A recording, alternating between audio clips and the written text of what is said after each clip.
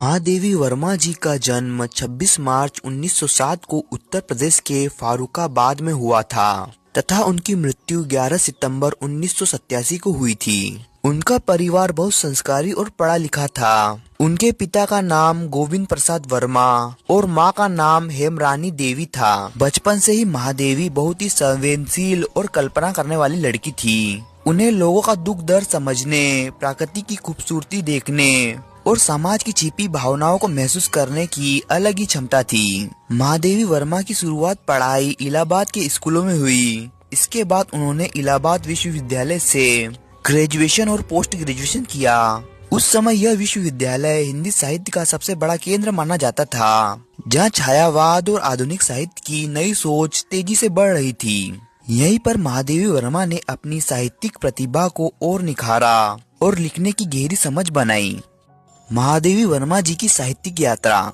महादेवी वर्मा की लिखने की शुरुआत छायावादी कवियों के असर से हुई। शुरू में उनकी कविताएं प्रेम, प्रकृति और इंसानी भावनाओं के आसपास घूमती थी, लेकिन धीरे धीरे उन्होंने छायावाद को अपनी नई सोच, संवेदनाओं और आध्यात्मिकता से एक अलग ही गहराई दी। उनकी कविताओं में सिर्फ प्रेम और प्रकृति नहीं, बल्कि जीवन का दर्द, दुख से बातें करना और खासकर स्त्रियों की परेशानियां भी साफ दिखती है। उनकी कविताएं भावनाओं से भरी होती है। उनकी कुछ मशहूर काव्य रचनाएं हैं यामा, निर्जा, मधुरिमा, स्मृतियाँ। इन सभी काव्य संग्रहों में महादेवी वर्मा ने स्त्री की सोच, अकेलापन, जीवन के सुख दुख और आध्यात्मिक अनुभवों को अपनी कविता का मुख्य हिस्सा बनाया। उनका पहला कविता संग्रह यामा था, जो 1929 में छपा। इसी किताब ने उन्हें हिंदी साहित्य में तुरंत पहचान और अलग जगह दिलाई थी।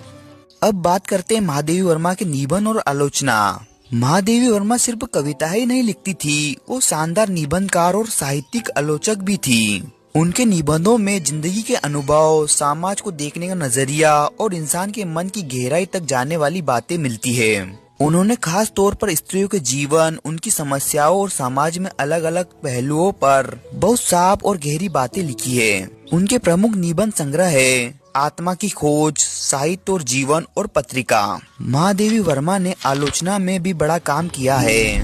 उन्होंने अपने समय के कई लेखकों की रचनाओं का विश्लेषण किया और हिंदी साहित्य को नई सोच और नई दिशा दी। उनकी आलोचना की भाषा बिल्कुल साफ, तार्किक और बहुत गहरी होती थी। सीधी बात लेकिन पूरी समझ